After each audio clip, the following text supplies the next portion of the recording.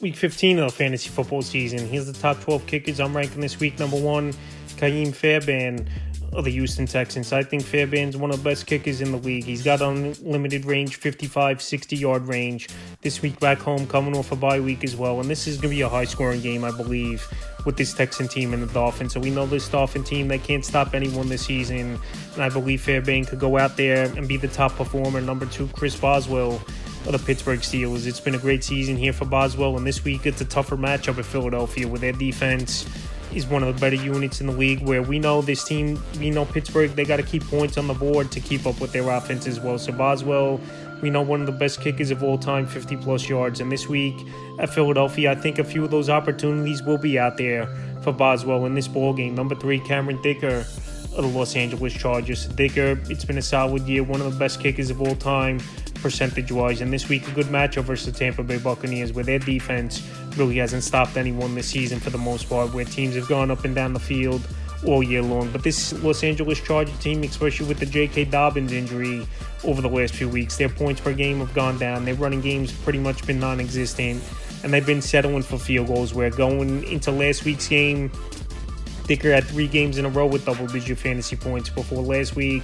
he had the single-digit game. So this week versus Tampa Bay, it wouldn't be surprising if he has double digits this week. Number 4, Brandon Aubrey of the Dallas Cowboys. So Brandon Aubrey, he still has the long-range boot. Obviously, he's still putting up some fantasy points. Obviously, not the elite level he was early in the season with Dak Prescott in their quarterback. But this Cowboy team, the last few weeks, they've at least scored 20 or more points in each of their ball games. So this week at Carolina, I think a little bit more of the same, with those scoring that 24, 27-point range. We know this Carolina defense isn't all that good.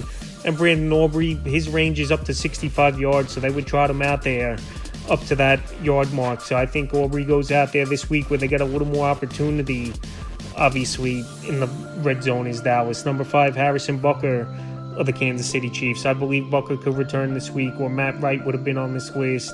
And we'll see as the practice reports come out to start the week here. So Harrison Butker, he's been one of the more accurate kickers in the league over the last few seasons, and clutch kickers, winning ball games a lot for this Chief team at the end of ball games. So this week at Cleveland, at the Dog Pound, I think it's a decent place to return, where this defense can't stop anyone, even though they've been but don't break at times as Cleveland. And I believe field goal opportunities will be there for Harrison Butker. We'll just see if he plays, but if he does, he's definitely a top 5 option. Number 6, Jake Bates of the Detroit Lions. So when you play on a top offense in the league, many opportunities can be there. Also, playing in the Dome is just an extra bonus as well for Jake Bates. So this week in a matchup versus Buffalo, where last week they gave up 44 points to the Rams, where I think the Rams is a good offense. I don't think they're better than this Detroit Lion offense is this Rams. So I think Jake Bates, he's going to get opportunities early and often. 4 out of 5 games, he's had double-digit fantasy points. And this week, it wouldn't be surprising to me if he makes it 5 out of 6. Number 7, Will Richard of the Minnesota Vikings. So this Viking kicking game all season long, many opportunities. It seems like 3 or 4 opportunities with field goals this season these Viking kickers have had. With Richard early in the season, then he got hurt.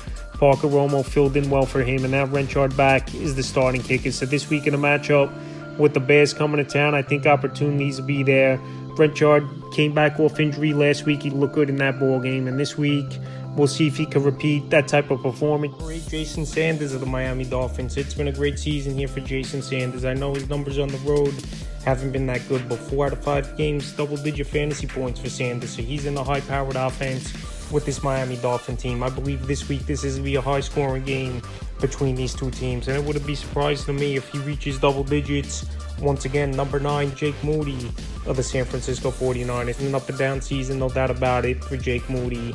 But he's on one of the better offenses in the league. Even with injuries, they're still going out there putting points on the board, is the San Francisco 49er team. And this week in a matchup versus Los Angeles Rams, I believe there's going to be good scoring by both teams. We saw the Rams last week give up 42 points in that ball game to the Buffalo Bills. And Jake Moody, he's been a better kicker at home than he's been on the road. So this week, I think he straightened things out, and he has a good ball game. Number 10, Younghoe Koo of the Atlanta Falcons. It hasn't been a great year for Younghoe Koo this season, and we know he's a better kicker at home than he's been on the road. But last week he was perfect as Younghoe Koo, and he just needed some building blocks maybe to get his confidence back, because he's got one of the long-distance boots in the league where he can hit those 55-plus yard field goals as Younghoe Koo. And this week in a great matchup at the Vegas Raiders. I give up a lot of fantasy points to kickers on the season and can't stop anyone.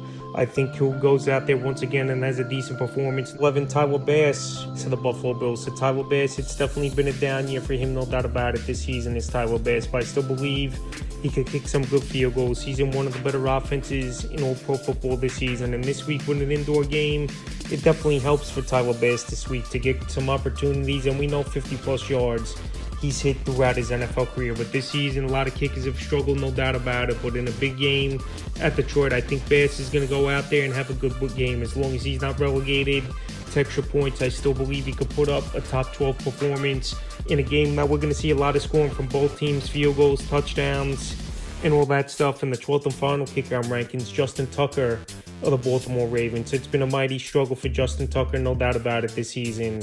He's been one of the better kickers of all time, but this season he's just not hitting from everywhere.